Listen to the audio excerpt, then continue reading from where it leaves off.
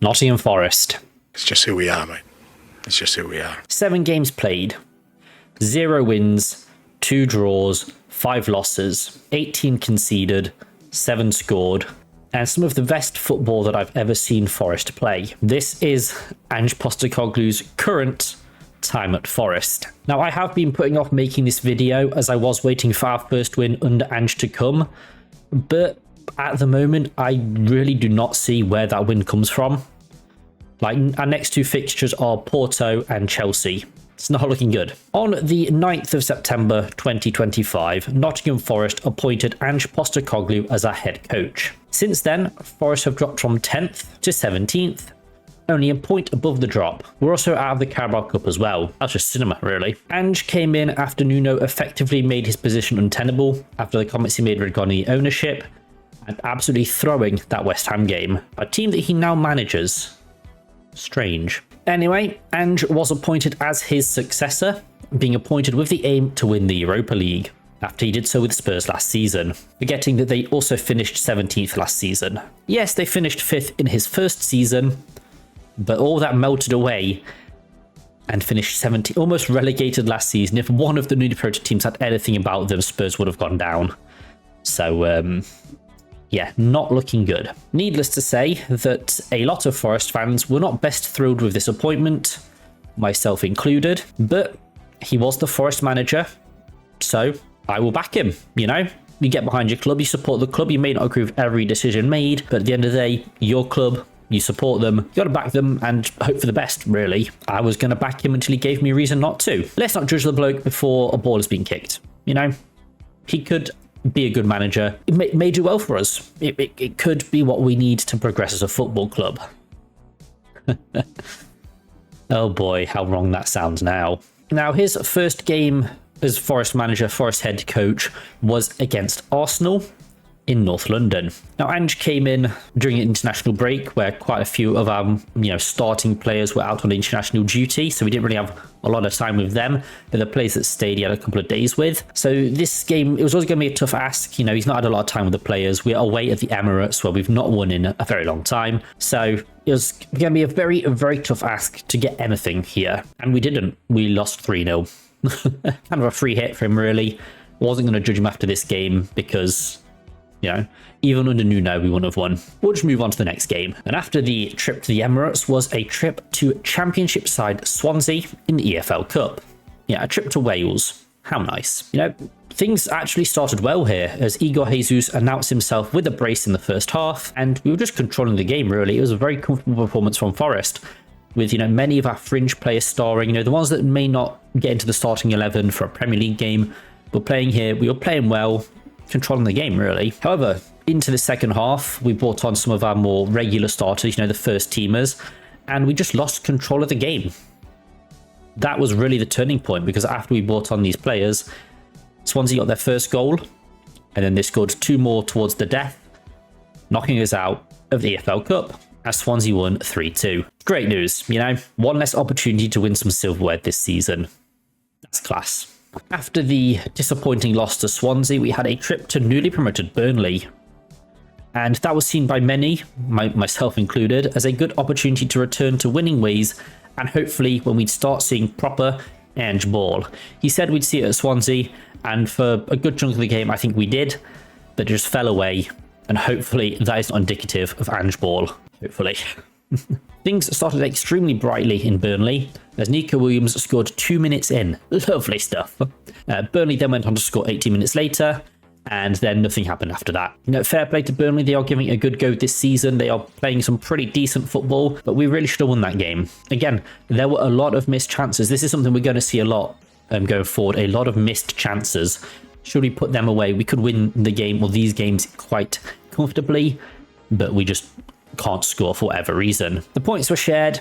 Not a great look, but hey, a point's a point. We didn't lose. Ange has his first point on the board as Forest head coach. Hopefully things are up from here. And hopefully they were, as it was finally time for our first European campaign in over 30 years to kick off. The Reds were in Seville for our Europa League tie against Real Betis. Things didn't start great though, as Real Betis were ahead within the 15th minute, But only 3 minutes later, Igor Jesus was there again to score our opener and get the equaliser. Lovely stuff. And then 5 minutes later, he put us ahead.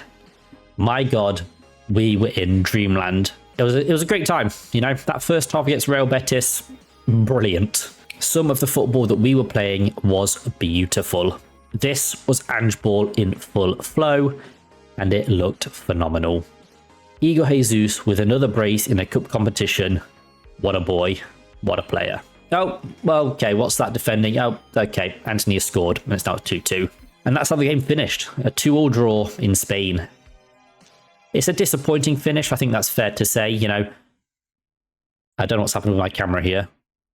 All right, I'll be right back.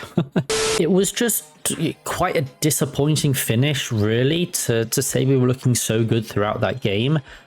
You know, there were once again a lot of missed chances that if we finished off, you know, Jesus could have been on a hat trick. The game would have been out of sight, but we just didn't score them for whatever reason, and it just slipped out of our grasp, really. It was a disappointing finish to our first European game in 30 years. A point is a point. We can take that. It's the league phase. We can move, you know. It's not the end of the world. We played well against a team that reached the finals of the Conference League last year, so I think, you know, that's admirable. It's okay. So, you know, up until this point, Ange had played back to back to back to back away matches. He's not played at the City Ground yet. And, you know, because of this, I was happy to give him some leeway, as games are always tougher on the road. I think that's just a fact of life. When the team is backed by the crowd at the City Ground, they perform much better. So I'll allow those not so good results on the road because we had a home game next up. Time to see what we're really about when the home crowd is backing the team. Should be good. Hopefully, our first win. So our next game was a home match to the newly promoted Sunderland, who were playing pretty well up until this point in the season, to be fair. They look really solid and, you know, they have a good chance of staying up, I think. I think that many of us thought that playing at home against a newly promoted team was the perfect opportunity to finally get those 3 points on the board. I was a lot more cautious about my predictions with this game because we haven't seen much under Ange currently. Yes, those were away fixtures, but Sunderland have also been playing well. So I was cautious, but I hoped we could get 3 points. We lost 1-0. If you don't laugh, you cry. Again, the team failed to kill off the game before Sunderland scored, and that was it. But, you know, even them getting the dead ball that led to the goal is questionable, but there's nothing we can do about that now. Ultimately, we didn't kill off the game when we had the chance, so we've only got ourselves to blame, really. Oh my God, what is going on here? Okay, well, I'm not sure what's up with the camera there, so we're going to switch to my phone for this little clip. A loss against Sunderland just isn't great. No matter how you sort of cut it, it's not good. You know, they're a new promoted side. Yes, they're playing well, but we're Nottingham Forest. We're playing at home. We should have been better, quite frankly. But that just simply was not the case. How much of this is on the players? How much is on Ange? It's really hard to tell because they're not the ones putting away the chances, but he is still the manager of the team. So what's going on there? It is his game plan at the end of the day. You know, let's put that behind us because we've got a very, very exciting opportunity coming up. We're returning European football to the banks of the Trent. Let's fucking go.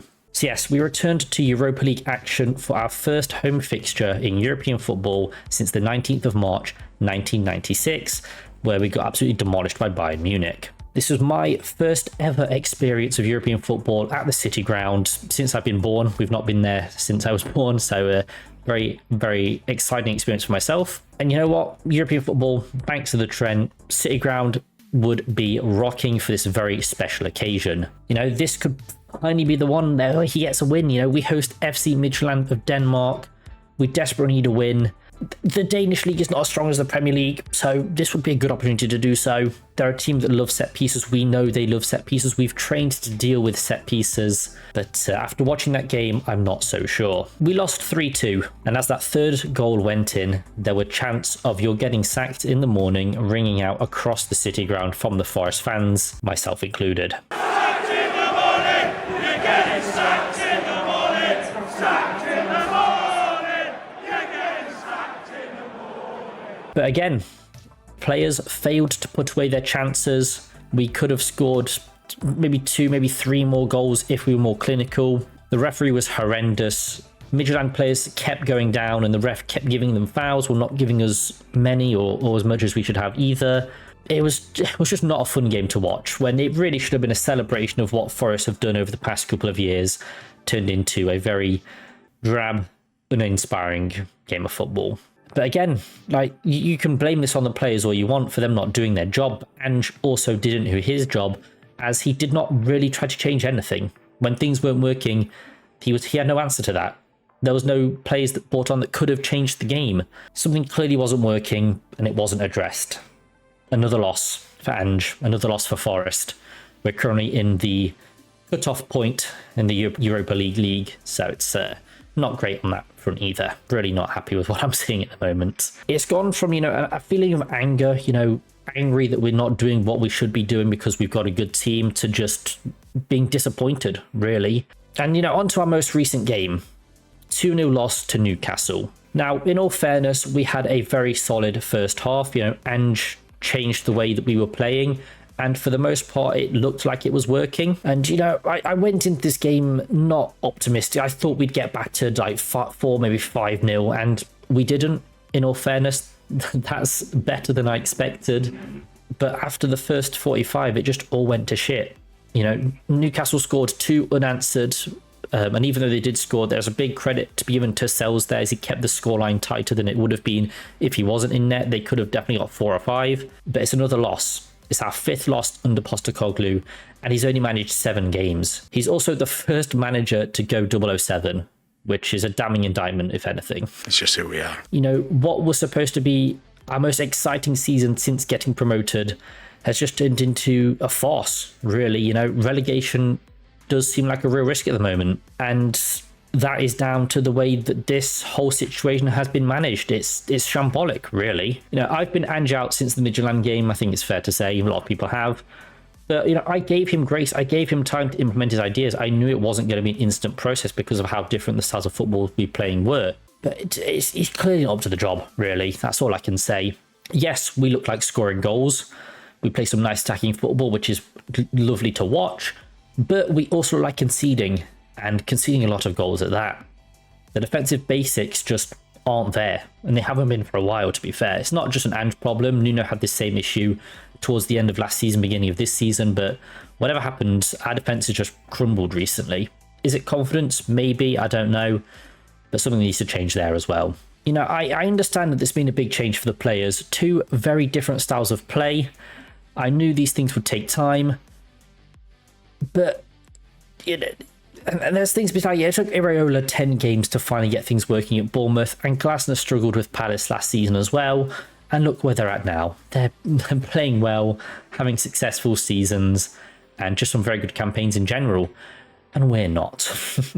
It can work out after a bad start, but this just feels different to both of those situations. Maybe it's because I'm a Forest fan. I'm closer to it than I was with Palace or Bournemouth, but things just don't look to be working out here.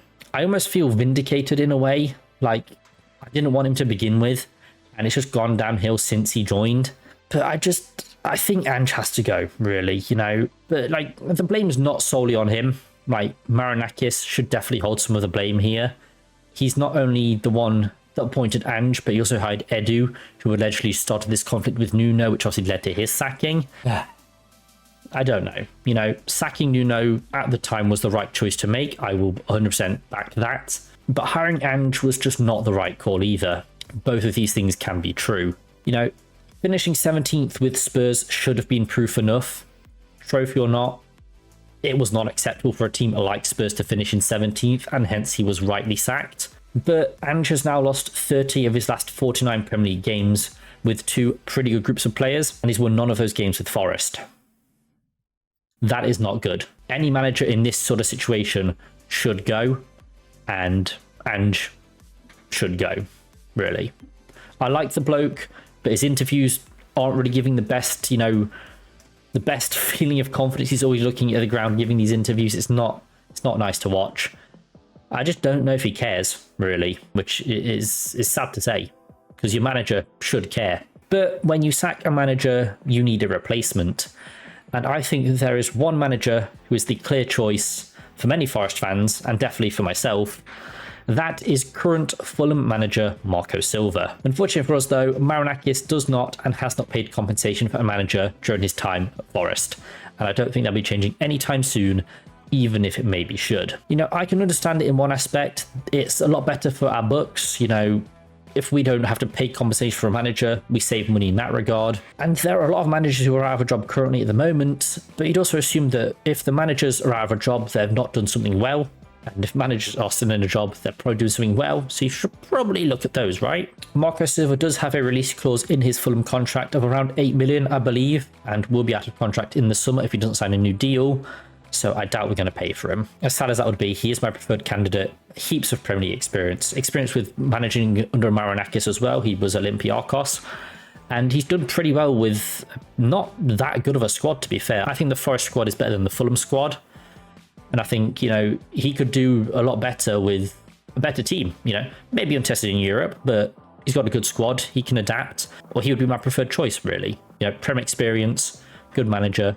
What's not to love? You know, there are other options, you know, like Glasner or Iraola, who've been floated around. But I think that's more delusion on the half of Forest fans than like a realistic target, really. I would love it if either of them came to the club. I'm not going to lie. They are quality managers who have shown that they can perform well in the Premier League with very similar squads to Forest. I think Palace and Bournemouth may slightly have a better squad than us, just based on performances, but we definitely have the personnel to exceed those teams as well. But they just seem impossible, really. You know, Iraola doesn't leave contracts early. We saw that when Leeds approached him when he was in Spain, but he was still under contract, so he remained.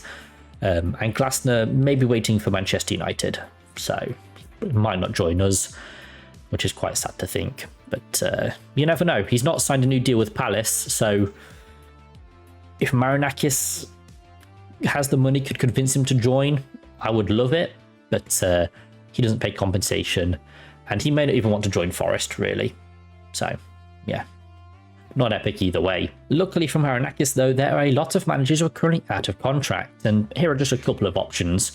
We've got Ole Gunnar Solskjaer, who was actually at the Midtjylland game, Sean Dyche, Erik ten Hag, Big Sam Allardyce, Gareth Southgate, Xavi, Luciano Spalletti, Thiago Motta, Marco Rose, Edin Terzic, and Russell Martin are all currently on the market. You know, there are more, of course, but these are some of the standout picks that I found for various reasons. I'm not saying they should all be the Forest manager, of course not, but, you know, some standout picks nonetheless. I do think some of those mentioned would be good picks, though, and if I had to pick my favourite from that list, it would probably be Solskjaer. I can't lie. I think he's an underrated manager, and you know, I think that's mainly down to his time with United. It didn't end in the best of ways, but he did pretty well with them, I think. He actually won them a trophy, which no other Man United manager since Ten Hag has done. And Ten Hag's been sacked anyway. But I think in hindsight, he was a pretty decent manager, although he did get relegated with Cardiff back in 2014, which is not ideal, but things have changed since then. He's gone on to do well with other clubs, so I wouldn't be opposed to Solskjaer coming in, but I would prefer Silva, if anyone. Ange has said that he expects a meeting with Marinakis over this international break, so hopefully that happens sooner rather than later. I mean, hopefully it's happening right now, to be honest, and I just hope that the club are proactive in solving this issue. Personally, I would sack Ange and look at the better options on the market, or, dare I say, people that are currently employed. It's always tough coming in partway through the season, so somebody whose style is closer to Nuno's would have been the better option, I think. Marco Silva, for example. But having no preseason can still make things very tough, especially when going to polar opposite styles of football. Ange was a silly choice. In hindsight, that was easy to see, and I think a lot of us saw it from the moment he was appointed, but we were willing to give him a chance, and he's just not really shown that he deserves this job. I hope Marinakis can accept that he's made the wrong choice here, swallow his pride, and act swiftly to remedy this issue, but that's not really the type of man that Marinakis is. But people can change, people can grow, so hopefully, you know, he can swallow his pride on this one and actually make an appointment that makes sense. Please. There are still plenty of time to turn this around. We've only 7 games into the Premier League season. We've got Europa League fixtures still to play as well. So hopefully we can be proactive, get a new manager in, resolve this issue, and move on. And hopefully, you know, turn our season around. Because we have potential. We've got the squad to do it. We just need a competent manager to manage that. Maybe I'm being delusional or fanciful, but I think we have potential to do it We need someone to do it for us. Hopefully, we bring in a competent manager. I want this to be a season to remember for all the right reasons. So please, Forest, do the right thing and get a new manager. I've been O2GT, and I'll see you guys in the next one. Peace.